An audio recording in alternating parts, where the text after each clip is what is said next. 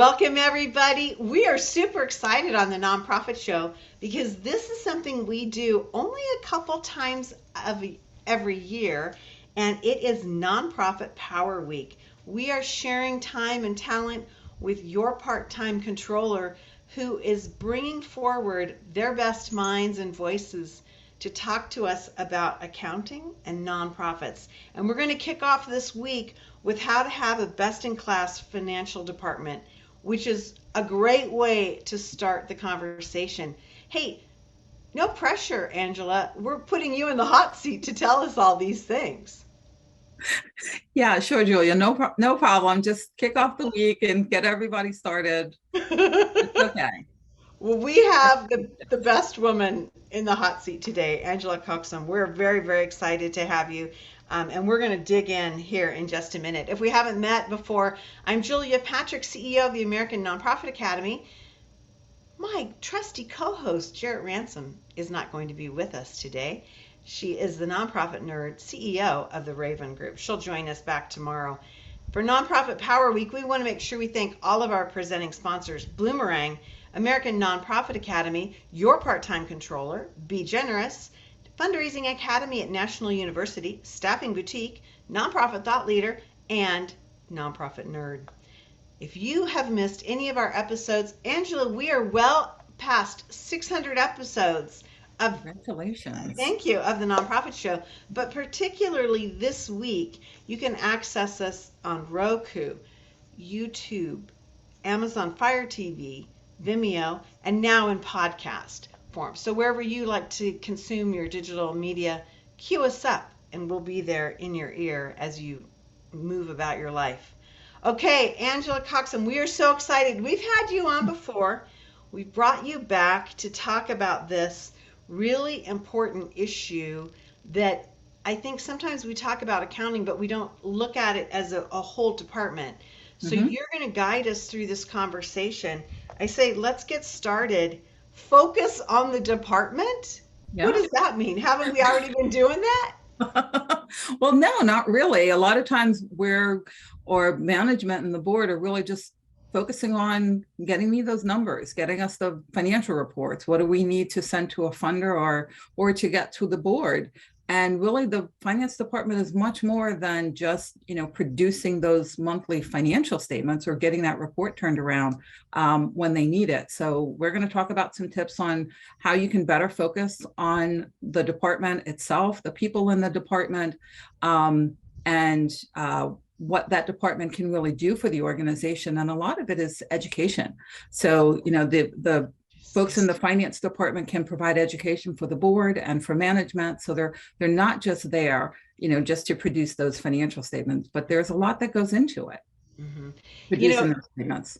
it's interesting because a lot of times I can see that we give the folks in the finance department the worst offices. We put them in the back. They're not really front facing. We don't have them be a part of the team, maybe Mm-hmm. like we do other departments. So this is going to be really an interesting conversation to have, and we're so delighted that we can do this. So tip number two, hire the right people. Wow, that's a heavy lift, kind of given where we are. Everybody seems like they're having trouble hiring staff. What does this look like to you? Yeah, so it actually is. It's a difficult thing for nonprofits to make sure that they have the right people in their finance department because it comes from a number of different places, not just where we're seeing folks within, the pandemic and coming out of the pandemic and people shifting jobs and, not wanting to continue kind of with the things that they had been doing. But even before that, it was very difficult for nonprofits to make sure that they had the right people in place because nonprofit accounting is not basic. It's not easy.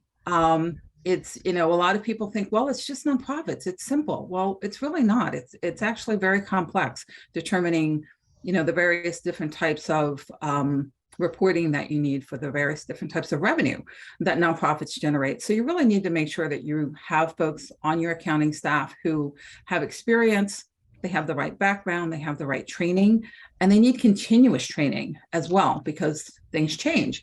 You need to make sure that they're staying up to date.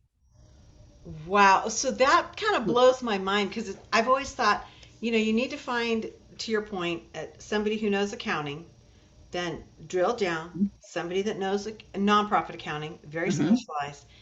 But this is kind of a hair on fire moment for me because you brought up this element of change and having to be refreshed or retrained.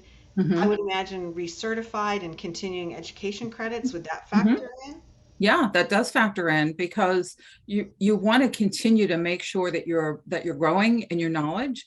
And accounting just doesn't, it's not stagnant. Everybody thinks, oh, it's just numbers, it's just debits and credits. But there's new regulations coming out all the time, and we have to stay on top of that. I love that you said that because we don't really talk about that enough. It seems like we talk about this more and more. And tip number three is promote secure internal controls.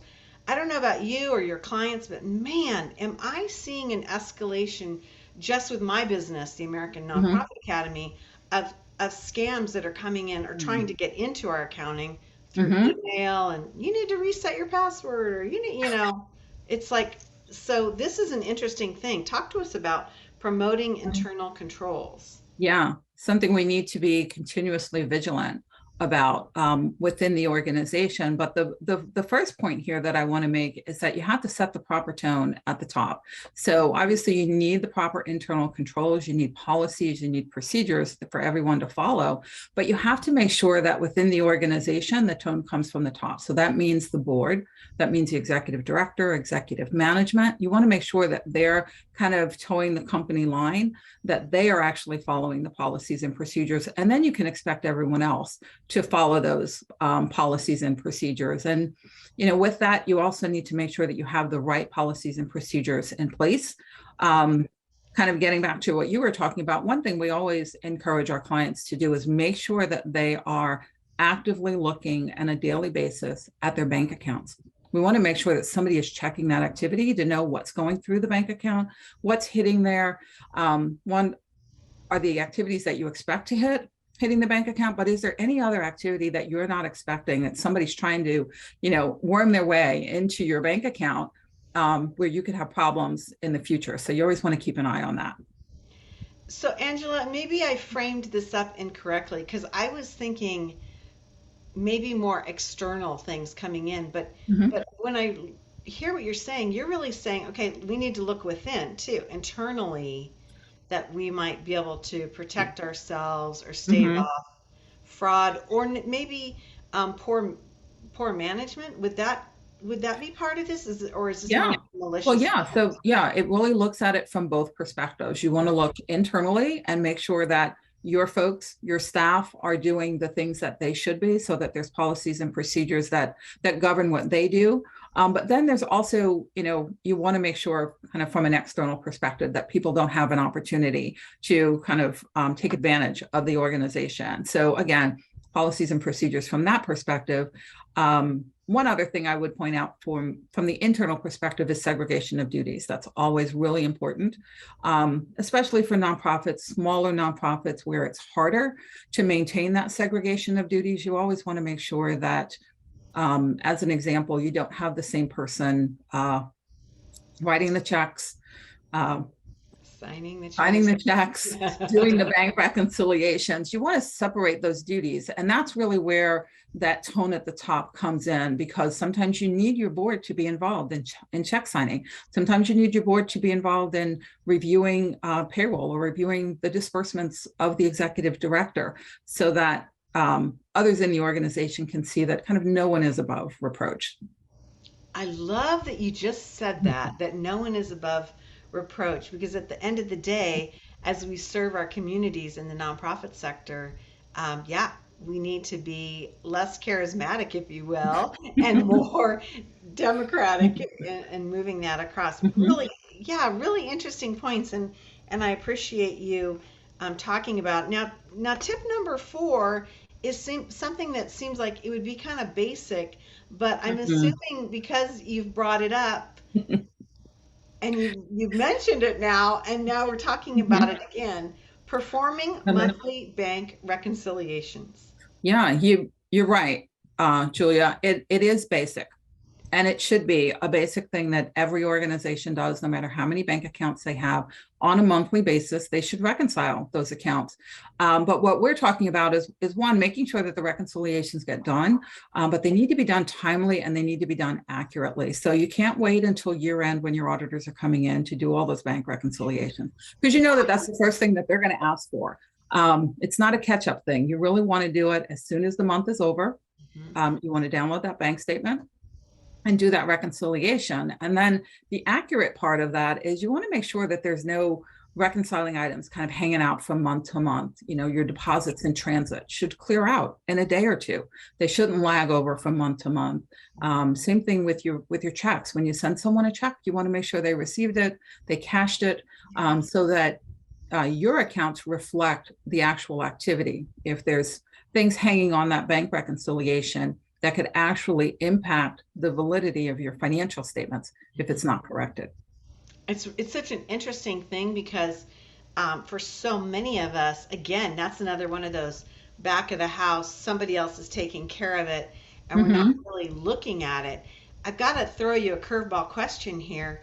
Who's looking at the reconciliation? Should that ever go into like a CEO dashboard or the board seat? Like, So that's help me interesting. understand. Yeah, that's actually not a curveball question, because the executive director should absolutely be reviewing the bank reconciliations once they're complete. Okay. So, you know, some smaller organizations who have a really tight focus on cash, they might, you know, include that cash activity or include that reconciliation in their treasurer's report, maybe. Okay. But at a minimum, that executive director should be reviewing those bank reconciliations when they're completed on a monthly basis. And in order to do that, they have to have the bank statement. So they can't just review the reconciliation. They have to have that bank statement to compare it and make sure that all the activity is there. Yeah, smart. I love that you added that because yeah, absolutely. Otherwise, it's you could just be looking at anything, right? Exactly. Just numbers on a page if you're Yeah. not validating it. Very, very smart. Very, very smart. Okay, so we're talking about again understanding how to have a best in class finance department, no matter the size of your organization, whatever type of nonprofit you might be. And we look at tip number 5, and I think this is one of those things that is a grand mystery to so many people: management compliance and board fiduciary. I can't wait to hear what you have to say about this. 'Cause this is like one of my hot buttons, sister. I Yeah. gotta tell you. Yeah, it really is very important. And the connection here, and I'll go into a little bit of specifics on exactly kind of what we expect from the board fiduciary and the management compliance. But the real tip here is that the finance department can't function in a vacuum. So Okay. they need management to know what the compliance issues are. They need to train management on what those compliance issues are as they relate to their contracts, local laws, federal, state regulations. They need management to partner with them on that, and to know exactly kind of what finance needs to do, because finance can't do it all on their own. They can't manage all of that. And then from a board perspective, it's also an education process. So making sure that we're educating the board to know, you know, what's going on with the finances of the organization, but also what are their responsibilities. And there are some specific responsibilities that the board has. So from a fiduciary perspective, there are, and I'm sure all of your viewers are familiar with these: the duty of care, the duty of loyalty, and the duty of obedience. But they need to make sure that they're staying on top of that. You know, from a care perspective, they need to participate in those board meetings. They need to show up, they need to review the material, they need to be informed about what's going on within the organization. They need to make sure that the organization is in compliance, following the laws and regulations.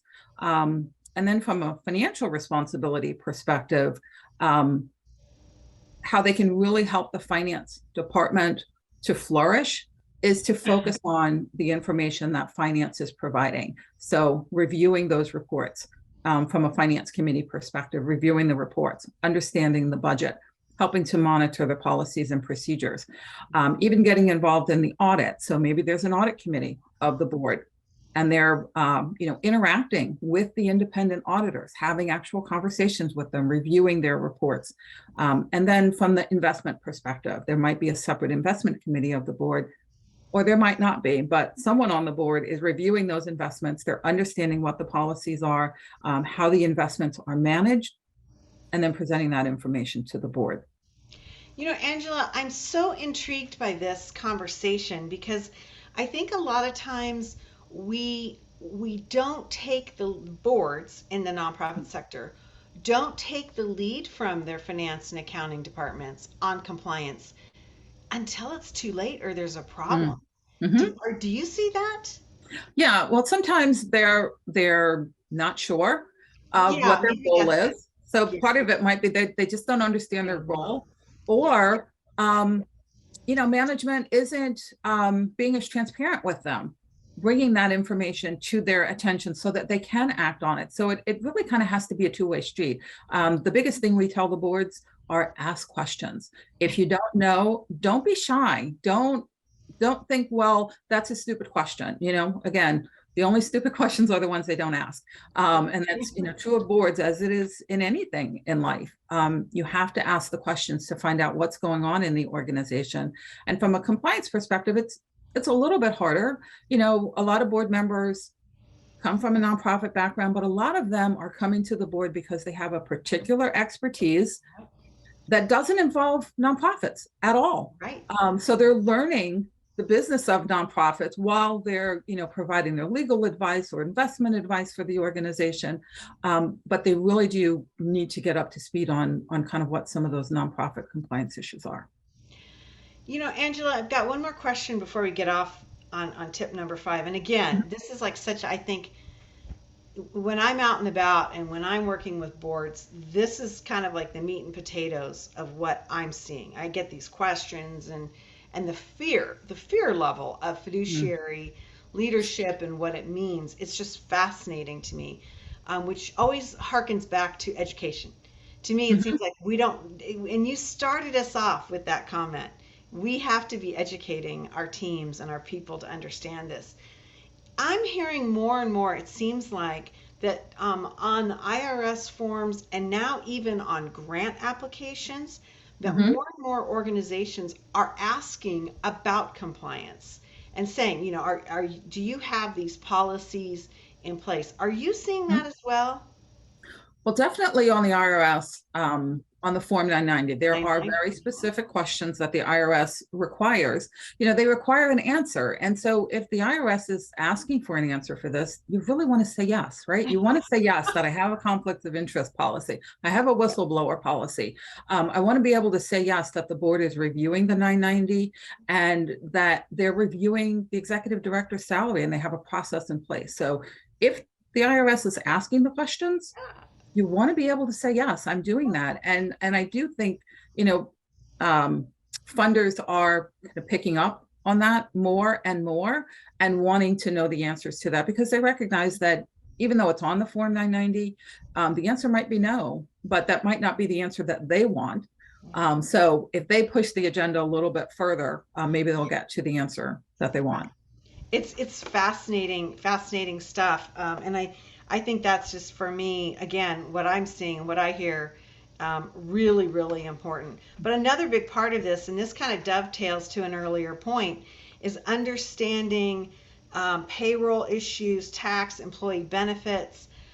It seems to me, and I can't wait to get your opinion about this, is that because we have the WFA, work from anywhere, work from home, but work from anywhere, we're changing how we're doing employee benefits. We're changing how we're doing payroll because now we have people that are working out of state. I mean, Yeah. a lot has changed. Help us navigate this. Yeah. So I guess 2 points that I want to make there. One, the timely remit is obviously very important. We need to make sure that, as we're collecting, as we're withholding those taxes from our employees' paychecks, the benefits, the 401k contributions, that we're remitting that on a timely basis. And basically, the regulations say as soon as reasonably practical. So 1 or 2 days is really all it takes. Once you've got that money in your bank account, just send it right back out. Or you can contract with a payroll provider who actually can do that for you. So most payroll providers do pay the tax, and we strongly urge our clients to get with a reputable payroll provider who can calculate those taxes and remit them on your behalf, because payroll taxes are very specific, and they're very specific for the federal government as well as for states. And with what you said, as far as, working from anywhere, you really have to be on the ball on paying taxes for wherever your employees are working from. You have to know what it is within the state that they're living in. And if they're living halfway across the country and working for you, you still have to pay taxes for those states. And if you're here, where I am on the East Coast and they're on the West Coast, then you might not be knowledgeable about that. So having that payroll provider who is really the expert on that is really important. Yeah, I think that's brilliant advice. And I don't know what you think, but I've got to believe that there have been a lot of nonprofits that got kind of caught up in not Mhm. really knowing where their teams were, or Mm. underestimating Mhm. how hard this would be once everybody started spreading out. Yeah, it's complicated, and again, that goes back to having the right people in your finance department to recognize.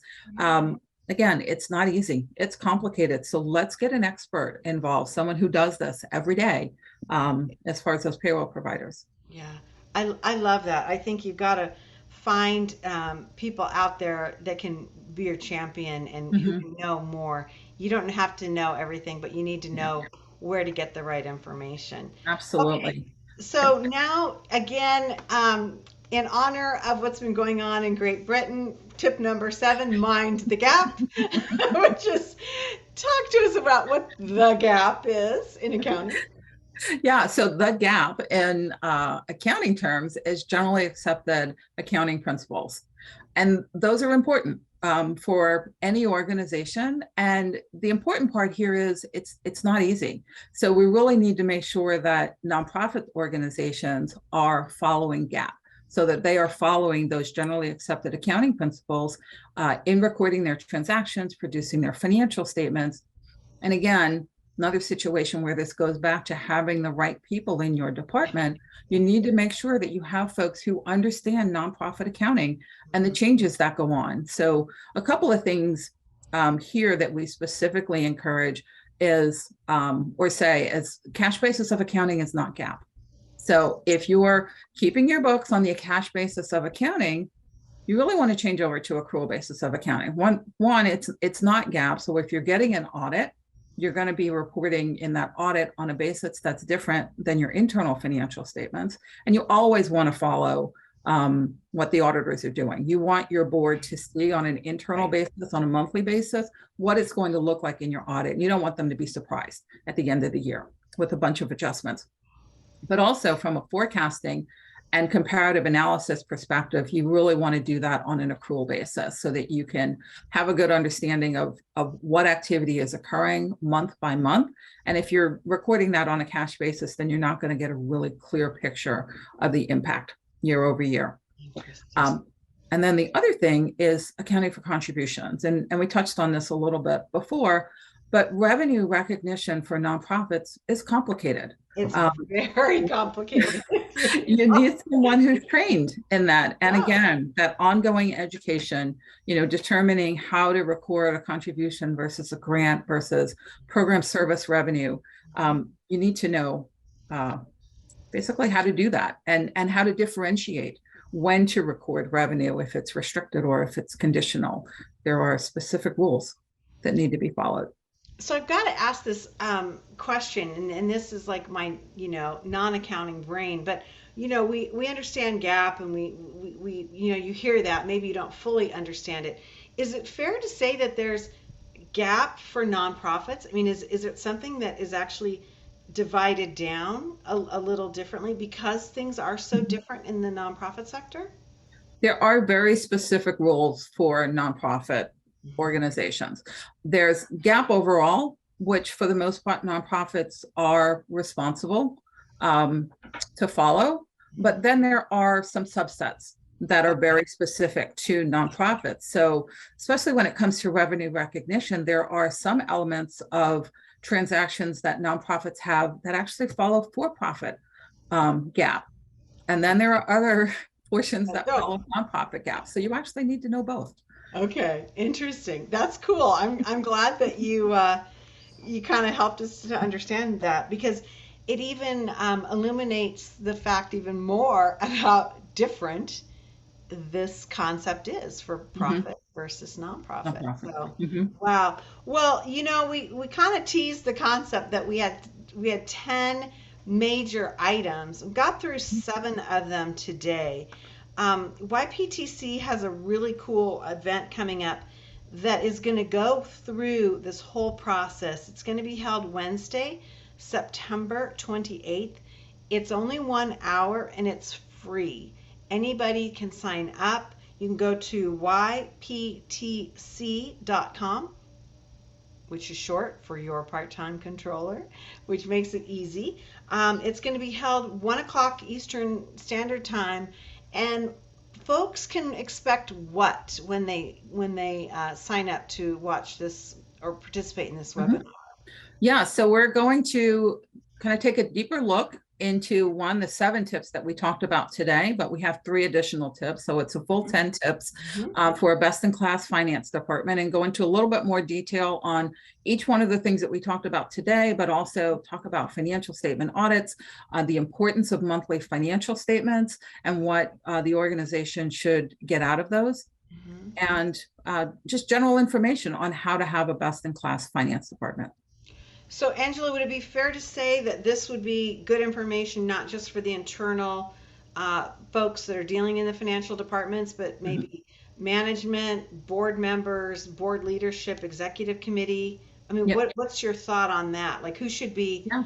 watching this or participating in this? Really anyone, certainly finance, any finance folks, but anyone in management within a nonprofit, certainly executive management, Okay. anyone on the board of a nonprofit, I think would benefit from this information. As we talked about today, the education that the finance department can provide to the board, and the things that the board should understand about their finance department, the things that management, from a compliance perspective, and also just from a fiduciary perspective, what they need to know and how they can support finance, and how finance can support them in the Mhm. program side, I think is all very important and things that we will touch on. It's so interesting. I love how you phrase this and how you set this up because so often when there's any financial reporting, certainly when the auditors come in or release their results to the board or whatever, so often it's crickets.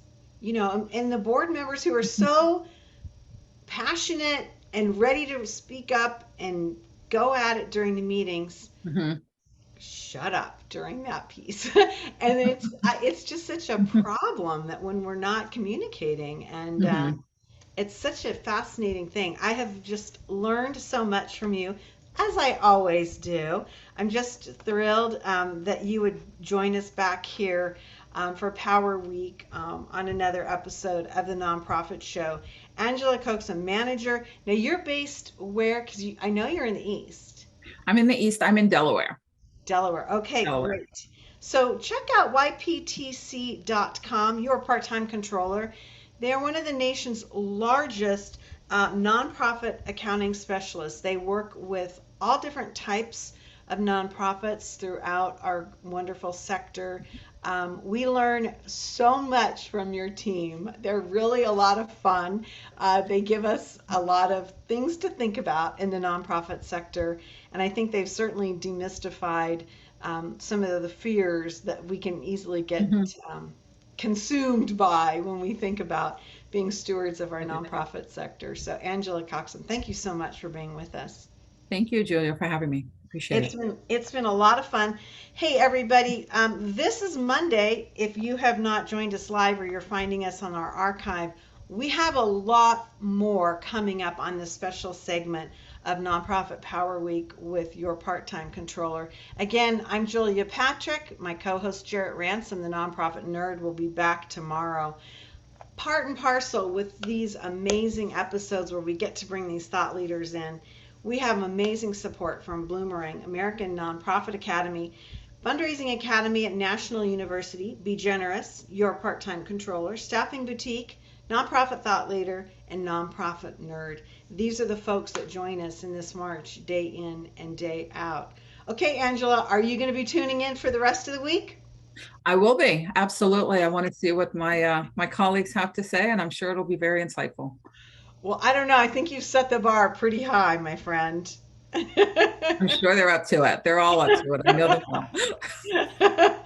Well, we have a very exciting week planned ahead, and I think that it's going to give us a lot of confidence when we talk about these things. And the accounting piece is so fundamental to the success of our nonprofits.